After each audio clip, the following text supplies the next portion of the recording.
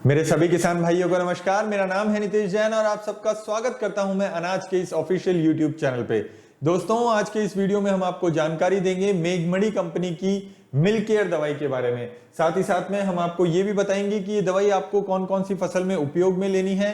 इस दवाई का टेक्निकल नाम भी बताएंगे और इस दवाई की किस मात्रा में क्या डोज आपको लेनी है और इसकी तमाम महत्वपूर्ण जानकारियां देंगे और दवाई करते समय आपको क्या क्या सावधानियां रखनी है, इनके बारे में भी तमाम जानकारियां इस वीडियो के माध्यम से आपके सामने साझा करेंगे।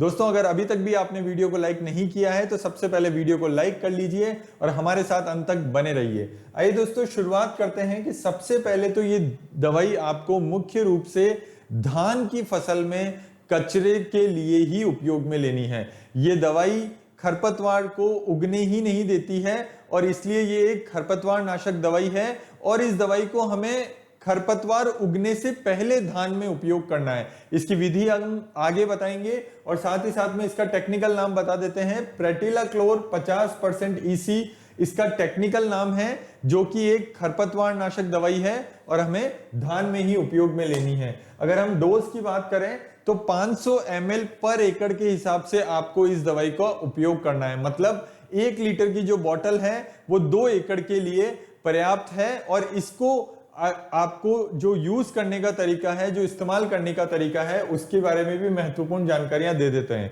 सबसे पहली बात तो ये छोटी और चौड़ी पत्ती, दलदली या वार्षिक घास या सेज या जंगली घास, सांवा आदि तमाम तरह के जो खरपतवार होते हैं हमारे धान में, उसको उगने ही नहीं देता है। इसका यूज आपको सबसे पहले तो जब भी आप धान की बुआई, धान की रोपाई कर ले तो उससे 0 से 72 घंटे के भीतर भीतर आपको इसका उपयोग करना है। जैसे ही आप रोपाई करके खत्म हो जाए, आपको सबसे पहले तो 2 से 3 सेंटीमीटर पानी बनाए रखना है और 1 उंगली जितना पानी भर के बनाए रखना है खेत में और उस पानी का लेवल टूटना नहीं चाहिए जब तक कि हम इस दवाई को कर नहीं देते हैं। और इवन करने के बाद भी पानी का लेवल टूटना नहीं चाहिए। वो दवाई उस खेत से बाहर नहीं निकलनी चाहिए। इसका करने का सबसे आसान तरीका है कि या तो आप इसको रेत में मिला के फेंक सकते हैं या आप चाहें तो ये जो बोतल का ढक्कन है, इस ढक्कन के ऊपर आप इसको छेद कर सकते हैं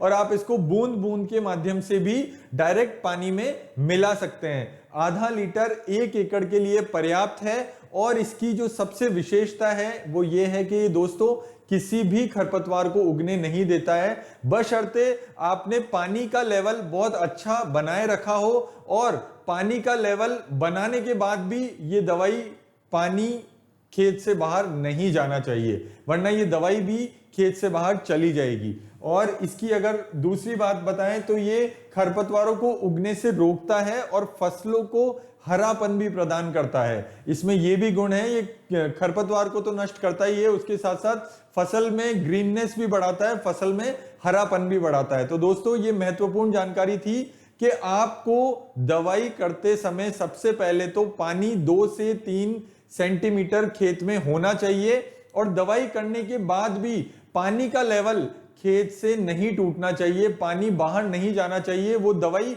काई के रूप में या फिर यूं कहें कालीन के रूप में आपको बिछा देनी है ताकि वो दवाई का असर उसी खेत में बरकरार रहे और वो खरपतवार को नहीं उगने दे। ये आपको महत्वपूर्ण जानकारी दी थी मिल केयर के बारे में। अगर हम सावधानियों की बात करें तो दवाई आप कोई भी करें, बच्चों की पहुंच से दूर रहनी चाहिए। दवाई आप जब भी करने जाएं, जब आपको भूखे पेट नहीं जाना है, हमेशा घर से खाना खाकर ही जाना है। हाथ में दस्ताने और मुंह पे मास्क आपको हमेशा लगा के रखना है दवाई करते समय।